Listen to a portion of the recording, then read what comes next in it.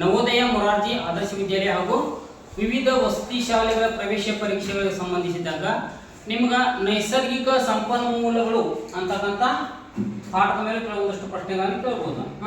ಇಲ್ಲಿ ನೋಡಿ, ನೈಸರ್ಗಿಕ ಸಂಪನ್ಮೂಲಗಳು ಅಂತಕ್ಕಂಥ ವಿಷಯದ ಬಗ್ಗೆ ನಾವು ಏನು ಮಾಡ್ತಾ ತಿಳ್ಕೊಂಡ್ರೆ ನೋಡಿ, ಫಸ್ಟ್ ಭೂಮಿಯಲ್ಲಿ ನೈಸರ್ಗಿಕವಾಗಿ ದೊರೆಯುವ ಸಂಪನ್ಮೂಲಗಳು. ಈಗಾಗಲೇ ಭೂಮಿಯಲ್ಲಿ ನೈಸರ್ಗಿಕವಾಗಿ ದೊರೆಯುವಂತ ಪ್ರಮುಖವಾಗಿರ್ತಕ್ಕಂಥ ಸಂಪನ್ಮೂಲಗಳು ಯಾವ ಅಂತ ಹೇಳ್ರಿ?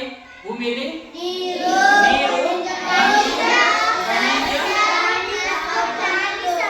ಪ್ರಾಣಿ ಸಂಪತ್ತು. ನೋಡ್ರಿ, ನೀರು, ಖನಿಜಗಳು, ಸಸ್ಯ ಮತ್ತು ಪ್ರಾಣಿ ಸಂಪತ್ತು ಇವ ಭೂಮಿಯಲ್ಲಿ ನೈಸರ್ಗಿಕವಾಗಿ ದೊರೆಯುವಂತ ಸಂಪನ್ಮೂಲಗಳು.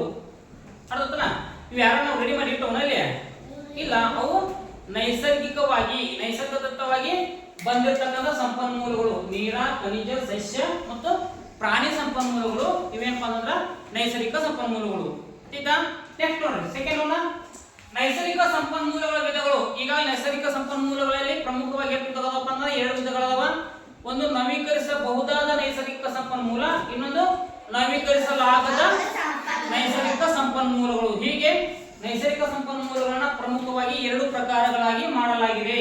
ನೋಡ್ರಿ, ಮಾನವನ ಜೀವಿತಾವಧಿಯಲ್ಲಿ ನಿರಂತರವಾಗಿ ಲಭ್ಯವಿರುವ ಸಂಪನ್ಮೂಲಗಳಿಗೆ ಇದಕ್ಕೆ ನವೀಕರಿಸಬಹುದಾದ ಸಂಪನ್ಮೂಲಗಳನ್ನು ಕರೀತಾರೆ. ಎಕ್ಸಾಂಪಲ್ ನೋಡ್ರಿ, ನವೀಕರಿಸಬಹುದಾದ ಶಕ್ತಿ ಸಂಪನ್ಮೂಲ ಅಂತಂದ್ರ ಈ ಸಂಪನ್ಮೂಲ ಯಾವತ್ತೂ ಬರಿದಾಗುವುದಿಲ್ಲ, ಯಾವತ್ತೂ ಖಾಲಿಯಾಗುವುದಿಲ್ಲ. ಎಕ್ಸಾಂಪಲ್ ಸೂರ್ಯನ ಬೆಳಕು, ನೀರು, ಮಣ್ಣು, ಕಾಡು, ಅರಣ್ಯ ಸಂಪತ್ತು ಇವು ಖಾಲಿ ಆಗಂಗಿಲ್ಲ.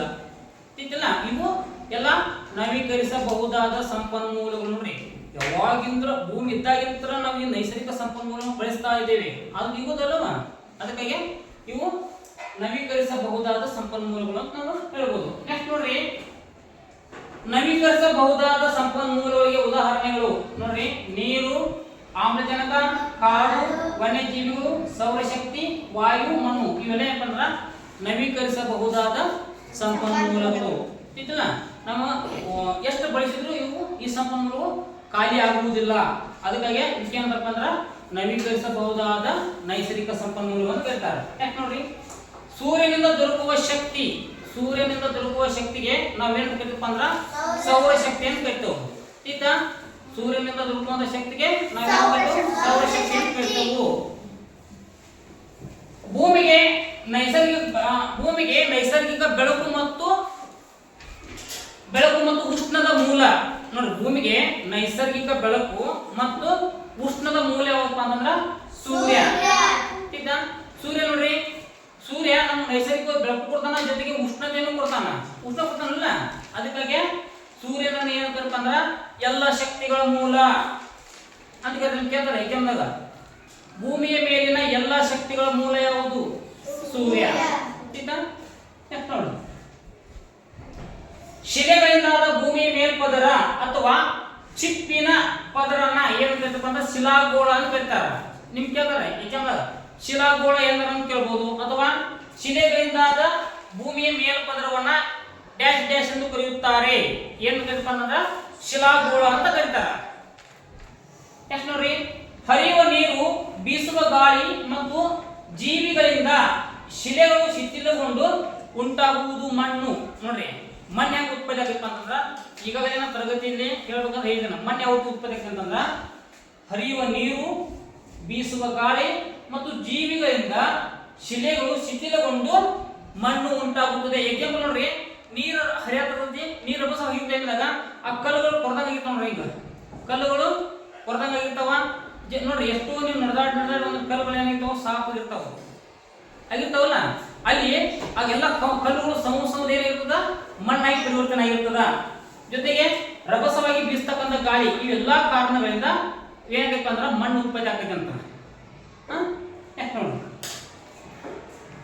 ಭೂಮಿ ಮೇಲೆ 3 ಸೆಂಟಿಮೀಟರ್, ನೋಡಿ ಭೂಮಿ ಮೇಲೆ 3 ಸೆಂಟಿಮೀಟರ್ ಮಣ್ಣು ಉತ್ಪತ್ತಿ ಆಗಲು ಎಷ್ಟು ಟೈಮಿಂಗ್ ಬೇಕಪ್ಪ ಅಂದ್ರೆ ಸಮಯ ಬೇಕಂದ್ರ 500 ರಿಂದ 1500 ವರ್ಷಗಳ ಕಾಲ.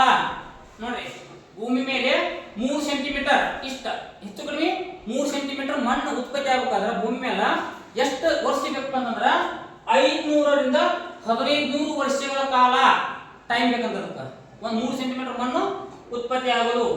ನೋಡ್ರಿ, ಇನ್ನ ಮಣ್ಣು ನಾಶವಾಗುವ ಕಾರಣ ನೋಡ್ರಿ, ಮಣ್ಣು ಯಾವ್ಯಾವ ಕಾರಣ ನಾಶ ಆಗ್ತೈತಿ ನೋಡ್ರಿ. ಜೋರಾಗಿ ಗಾಳಿ ಮತ್ತು ಮಳೆ ಬಂದು ರಭಸವಾಗಿ ಹರಿಯುವಾಗ ನೋಡ್ರಿ, ಜೋರಾಗಿ ಗಾಳಿ ಬೀಸುವಾಗ, ಜೊತೆಗೆ ಜೋರಾಗಿ ಮಳೆ ಬಂದು ಬಾಳ ನೀರು ಹರ್ಕೊಂತ ಏನಪ್ಪ ನೀರು ಹರಿಬೇಕಾದ್ರ ತಂಡೊಂದಿಗೆ ಅದೇನು ಮತ್ತೆ ನೀರ ಮಣ್ಣನ್ನು ತೆಗೆದುಕೊಂಡು ಹೋಗುತ್ತಿಲ್ಲ. ಈ ರೀತಿಯಾಗಿ ಮಣ್ಣು ನಾಶ ಆಗ್ತೈತಿ. ಇದರ ಜೊತೆಗೆ ಮತ್ತೆ ಸಾಕಷ್ಟು ಕಾರಣ ಅದಾವ ಮಣ್ಣು ನಾಶ ಆಗಕ್ಕ. ನೋಡ್ರಿ, ಮಾನವ ಅತಿಯಾದ ಬಳಕೆಯನ್ನು ಏನಪ್ಪ ಅಂದ್ರ ಗಿಡ ಮರಗಳನ್ನ ನಾಶ ಮಾಡ್ತಾನ. ಗಿಡ ಮರಗಳನ್ನ ನಾಶ ಮಾಡೋದ್ರಿಂದ ಏನಾಗೈತಪ್ಪ ಅಂದ್ರ ಅಲ್ಲಿ ಹರಿತಕ್ಕಂಥ ನೀರು ಮಣ್ಣು ಕುಯ್ಕೊಂಡು ಹೋಗ್ತಾವ. ಅದೇ ಗಿಡ ಅದನ್ನು ಹಿಡ್ಕೊಂಡು ಕುಂದಿರ್ತೈತಿ ಬೇರ್ಗಳು. ಆದ್ರ ಆ ಗಿಡಗಳನ್ನ ನಾಶ ಮಾಡೋದ್ರಿಂದ ಏನಾಗೈತಪ್ಪ ಅಂತಂದ್ರ ಮಣ್ಣ ನೀರಿನ ಜೊತೆ ಕುಚ್ಕೊಂಡು ಹೋಗ್ಬಿಡ್ತೈತಿ. ಆಯ್ತಾ? ಇವೆಲ್ಲ ಕಾರಣ ಏನಪ್ಪ ಅಂದ್ರೆ ಮಣ್ಣು ನಾಶವಾಗಲು ಪ್ರಮುಖವಾಗಿರ್ತಕ್ಕಂಥ ಕಾರಣಗಳು. ಇನ್ನ ಕಾಡು ಪ್ರಾಣಿಗಳು ಮತ್ತು ಪಕ್ಷಿಗಳ ನೈಸರ್ಗಿಕ ಆವಾಸ ನೋಡ್ರಿ. ಕಾಡು ಪ್ರಾಣಿಗಳು ಮತ್ತು ಪಕ್ಷಿಗಳ ನೈಸರ್ಗಿಕ ಆವಾಸ ನೋಡ್ರಿ. ಕಾಡು ಪ್ರಾಣಿಗಳು ಮತ್ತು ಪಕ್ಷಿಗಳು ಎಲ್ಲಿ ವಾಸ ಮಾಡ್ತಾವ? ಅರಣ್ಯಗಳಲ್ಲಿ ಅಥವಾ ಕಾಡುಗಳಲ್ಲಿ ವಾಸ ಮಾಡ್ತಾವ. ರಾಷ್ಟ್ರೀಯ ಅರಣ್ಯ ನೀತಿಯನ್ನ ಪರಿಷ್ಕರಿಸಿ ಜಾರಿಗೆ ತಂದ ವರ್ಷ 1988. ಇನ್ನ ಧಾರ್ಮಿಕ ನಂಬಿಕೆ ಮತ್ತು ಆಚರಣೆಗಳಿಂದ ಅರಣ್ಯ ಸಂರಕ್ಷಣೆಗೆ ಕಾರಣವಾಗಿರುವ ಸ್ಥಳಗಳು ನೋಡಿ. ಇವ್ರು ಏನ್ ಬಂದ್ರ ಇಲ್ಲಿ ಬರ್ತಕ್ಕಂಥ ನಾಗಬನ ಅಂತಕ್ಕಂಥ ಜನ ಇಲ್ಲಿವರು ದಕ್ಷಿಣ ಕನ್ನಡ ಬರ್ತಾರು. ಜೊತೆಗೆ ದೇವರ ಕಾಡು ಅಂತಕ್ಕಂಥ ಜನ ಬುರ್ಕಡ್ ಜನಾಂಗ ಬರ್ತಕ್ಕಂಥ ಕೊಡಗು ಜಿಲ್ಲೆಯ ಬರ್ತದೆ. ಇವ್ರು ಏನ್ ಮಾಡಿರಪ್ಪ ಅಂತಂದ್ರ ಕಾಡನ್ನ ರಕ್ಷಣೆ ಮಾಡುವುದು ನಮ್ಮೆಲ್ಲರ ಕರ್ತವ್ಯ ಅಂತ ಅವ್ರು ಧಾರ್ಮಿಕವಾಗಿ ನಂಬಿತಾರ. ಅದನ್ನ ಈ ತರ ಅವ್ರು ಏನ್ ಮಾಡ್ತಾರಪ್ಪ ಅಂದ್ರ ಧಾರ್ಮಿಕ ನಂಬಿಕೆಯಿಂದ ಧಾರ್ಮಿಕ ಆಚರಣೆಗಳ ಮೂಲಕ ಅವ್ರು ಏನ್ ಮಾಡ್ತಾರಪ್ಪ ಕಾಡನ್ನ ಸಂರಕ್ಷಣೆ ಮಾಡ್ತಾರ. ಯಾರಪ್ಪ? ನಾಗಬನ, ದಕ್ಷಿಣ ಕನ್ನಡ, ದೇವರ ಕಾಡು, ಕೊಡಗು ಅಲ್ಲಿರ್ತಕ್ಕಂಥ ಜನಾಂಗ. ಕರ್ನಾಟಕದಲ್ಲಿ ಜೀವ ವೈವಿಧ್ಯತೆಯಿಂದ ಕೂಡಿದ ಪಶ್ಚಿಮ ಘಟ್ಟ ಅರಣ್ಯ ನಾಶವನ್ನ ತಡೆಗಟ್ಟಲು ಪಾಂಡುರಂಗ ಹೆಗಡೆ ಅವರು ಪ್ರಾರಂಭಿಸಿದ ಚಳುವಳಿ ಯಾವುದು ಅಂತ ಕೇಳ್ತಾರ. ನೋಡ್ರಿ, ಪಾಂಡುರಂಗ ಹೆಗಡೆ ಅವರು ಆರಂಭಿಸಿದ ಚಳುವಳಿ ಯಾವಪ್ಪ ಅಂತಂದ್ರ ಅಪ್ಪಿಕೋ ಚಳುವಳಿ. ಅಲ್ಲಿ ಬಿಡ್ತಕ್ಕಂಥ ಗಿಡಗಳನ್ನ ಅಪ್ಪಿಕೊಳ್ಳುವುದರ ಮೂಲಕ, ಗಿಡವನ್ನು ಕಡಿಬಾರ್ದಂತ ಅಂತ ಚಳುವಳಿ ಮಾಡುವುದರ ಮೂಲಕ ಅವ್ರು ಏನ್ ಮಾಡ್ತಾರಪ್ಪ ಅಂದ್ರೆ ಪಾಂಡುರಂಗ ಹೆಗಡೆ ಅವರು ಅಪ್ಪಿಕೋ ಚಳುವಳಿಯನ್ನ ಪ್ರಾರಂಭ ಮಾಡ್ತಾರ. ಯಾಕೆ ನೋಡ್ರಿ, ಹಿಮಾಲಯದಲ್ಲಿನ ಅರಣ್ಯಗಳ ಸಂರಕ್ಷಣೆಗಾಗಿ ಸುಂದರಲಾಲ್ ಬಹುಗುಣ್ ಅವರು ಪ್ರಾರಂಭಿಸಿದ ಚಳುವಳಿ ಯಾವಪ್ಪ ಅಂತಂದ್ರ ಚಿಪ್ಕೋ ಚಳುವಳಿ. ನೆಕ್ಸ್ಟ್ ನೋಡ್ರಿ, ವೃಕ್ಷ ಮಾತೆ ಎಂದು ಯಾರನ್ನು ಕರೆಯುತ್ತಾರೆ? ವೃಕ್ಷ ಮಾತೆ ಎಂದು ಸಾಲು ಮರದ ತಿಮ್ಮಕ್ಕಳನ್ನು ಕರೆಯುತ್ತಾರೆ. ಸಾಲು ಮರದ ತಿಮ್ಮಕ್ಕನವರು ಮರಗಳನ್ನ ನೆಟ್ಟ ಸ್ಥಳ ಅಂದ್ರೆ ಯಾವ ಸ್ಥಳದಲ್ಲಿ ಅವರು ಮರಗಳನ್ನು ಹಚ್ಚಿದ್ರು, ಮರಗಳನ್ನು ನೆಟ್ಟುವಂತ ಸ್ಥಳ ನೆಟ್ಟು ಅನ್ನೋದು ಕೇಂದ್ರ. ನೋಡ್ರಿ, ಹುಲಿಕಲ್ದಿಂದ ಕುದೂರಿನ ರಸ್ತೆಯ ಇಕ್ಕೆಲುಗಳಲ್ಲಿ, ರಸ್ತೆಯ ಎರಡು ಬದಿಗಳಲ್ಲಿ ಅವ್ರು ಏನ್ ಮಾಡ್ತಾರಪ್ಪ ಅಂದ್ರೆ ಸಾಲು ಮರದ ತಿಮ್ಮಕ್ಕ ಅವರು ಗಿಡಗಳನ್ನ ಹಚ್ತಾರ. ನೋಡ್ರಿ, ಸಂತಾನೋತ್ಪತ್ತಿಯ ಮೂಲಕ ತಮ್ಮ ಸಂಖ್ಯೆಯನ್ನು ಹೆಚ್ಚಿಸಿಕೊಳ್ಳುವುದರಿಂದ ಪ್ರಾಣಿಗಳನ್ನು ಕೂಡ ಏನು ಕರೀತಾರ ಅಂದ್ರ ನವೀಕರಿಸಬಹುದಾದ ಸಂಪನ್ಮೂಲಗಳು ಅಂತ ಕರೀತಾರ. ನೋಡ್ರಿ, ಏನಪ್ಪ ಅಂದ್ರ ಸಂತಾನೋತ್ಪತ್ತಿ ಮೂಲಕ ತಮ್ಮ ಸಂತತಿಯನ್ನು ಹೆಚ್ಚು ಮಾಡಿಕೊಳ್ಳುವುದರಿಂದ ಪ್ರಾಣಿಗಳನ್ನು ಕೂಡ ನಾವೇನ್ ಮಾಡ್ತಂದ್ರ ನವೀಕರಿಸಬಹುದಾದ ಸಂಪನ್ಮೂಲಗಳನ್ನು ಕರಿತಾವ. ನೋಡ್ರಿ, ನವೀಕರಿಸಲಾಗದ ಸಂಪನ್ಮೂಲಗಳು ಅಂತಂದ್ರ ಬಳಸಿದಂಗ ಆ ಸಂಪನ್ಮೂಲ ಆ ವಸ್ತು ಖಾಲಿ ಹಾಕೊಂತ ಹೋಗುದು. ಖಾಲಿ ಹಾಕಂತಂದ್ರ ಅದಕ್ಕೇನಂತಾರ ನವೀಕರಿಸಲಾಗದ ಸಂಪನ್ಮೂಲ ಅಂತ ಕರೀತಾರ. ಆದ್ರ ಪ್ರಾಣಿಗಳನ್ನು ನವೀಕರಿಸಬಹುದಾದ ಸಂಪನ್ಮೂಲಗಳು ಅಂತ ಕರೀತಾರೆ. ಯಾಕಪ್ಪ ಅಂತಂದ್ರ ಪ್ರಾಣಿಗಳು ಸಂತಾನೋತ್ಪತ್ತಿಯಿಂದ ತಮ್ಮ ಸಂಕುಲವನ್ನ ಹೆಚ್ಚಿಸಿಕೊಳ್ತಾ ಇದಾವ. ಅದಕ್ಕಾಗಿ ಪ್ರಾಣಿಗಳನ್ನು ಕೂಡ ಏನ್ ಕರೀತಾರಪ್ಪ ಅಂದ್ರ ನವೀಕರಿಸಬಹುದಾದ ನೈಸರ್ಗಿಕ ಸಂಪನ್ಮೂಲಗಳನ್ನು ಕರೀತಾರ. ನೋಡ್ರಿ, ನವೀಕರಿಸಲಾಗದ ಶಕ್ತಿಯ ಸಂಪನ್ಮೂಲಗಳಂದ ಅಂದ್ರ ಆ ವಸ್ತುಗಳನ್ನ ನಾವು ಬಳಸಿದಾಗ ಖಾಲಿ ಆಗ್ತಾ ಹೋಗ್ತಾವು. ಆಯ್ತಾ? ಎಕ್ಸಾಂಪಲ್ ನೋಡ್ರಿ, ಪೆಟ್ರೋಲ್,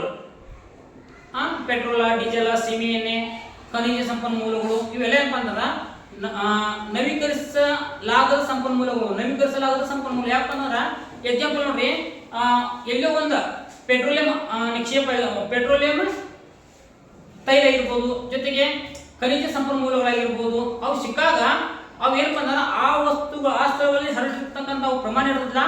ಆ ಪ್ರಮಾಣದ ನಾವು ಬಳಕೆ ಮಾಡಿದ ಕೂಡಲೇ ಅದನ್ನ ಉತ್ಪತ್ತಿ ಮಾಡಿ ಅದನ್ನ ನಾವು ಬಳಸಿದ ನಂತರ ಅದು ಹೊಳೆ ಉತ್ಪತ್ತಿ ಆಗಂಗಿಲ್ಲ, ಅಲ್ಲಿ ಖಾಲಿ ಆಗ್ಬಿಡ್ತದ ಇತ್ತಿಲ್ಲ.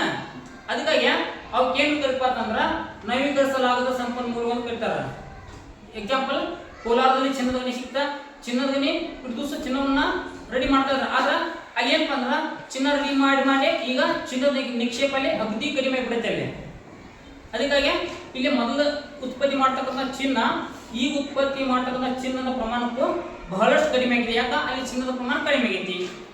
ಅದಲ್ಲ ಅಂದ್ರ ಚಿನ್ನ ಖನಿಜಗಳು ಇವೆಲ್ಲ ನೈಸರ್ಗಿಕ ಅನಿಲ, ಪೆಟ್ರೋಲಿಯಂ, ಡೀಸೆಲ್ ಇವೆಲ್ಲ ಏನಪ್ಪ ಅಂದ್ರ ನವೀಕರಿಸಲಾಗದ ಸಂಪನ್ಮೂಲಗಳು. ಒಮ್ಮೆ ಬಳಸಪ್ಪ ಅಂತಂದ್ರ ಹೊಳ್ಳಿ ಉತ್ಪತ್ತಿ ಆಗಂಗಿಲ್ಲವಾ, ಅರ್ಥಲ್ಲ. ಅದಕ್ಕಾಗಿ ಇವುಗಳನ್ನು ನವೀಕರಿಸಲಾಗದ ಸಂಪನ್ಮೂಲಗಳು ಕರೀತಾರೆ.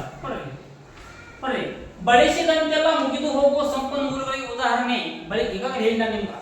ಬಳಸಿದಂತೆಲ್ಲ ಮುಗಿದು ಹೋಗುವಂತ ಸಂಪನ್ಮೂಲಗಳಿಗೆ ಉದಾಹರಣೆ ಏನಪ್ಪ ಅಂತಂದ್ರ ಕಲ್ಲಿದ್ದಲು, ಪೆಟ್ರೋಲಿಯಂ, ಡೀಸೆಲ್,